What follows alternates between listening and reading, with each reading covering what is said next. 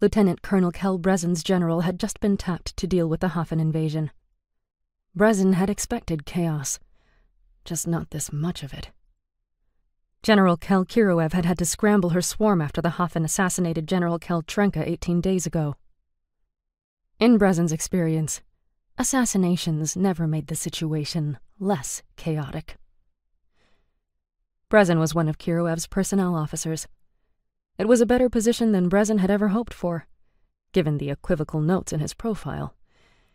As it stood, Khiruev's swarm was immense, in keeping with the threat that Kel Command anticipated.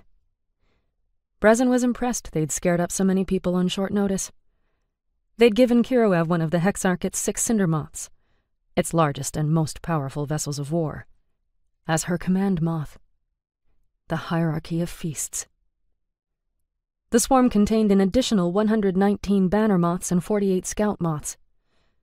Kel Command had informed them that the Hafn had advanced to the Severed March, a region of space that had been quiet for as long as Brezan remembered, and which was therefore less well prepared for the event than anyone would like.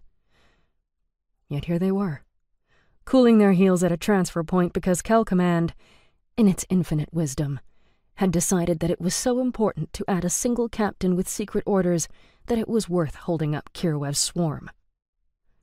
Brezan had spent the last 73 minutes reviewing the damnable woman's profile and refraining from kicking the terminal. He didn't care how good she was at calendrical warfare.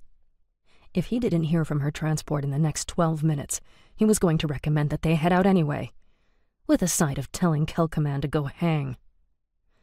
The Hafn had already left population centers on 8 planets in crystallized ruins.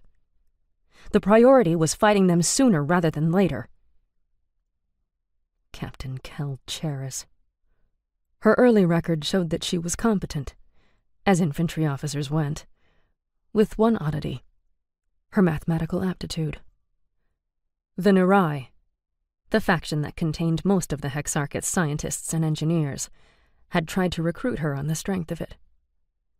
Her heart had been set on joining the Kel, however, something that Brezan knew a little about. And, as the joke went, the Kel never said no to volunteers. More interestingly, Cheris was a Mwenin, a member of a minority that no one had heard of.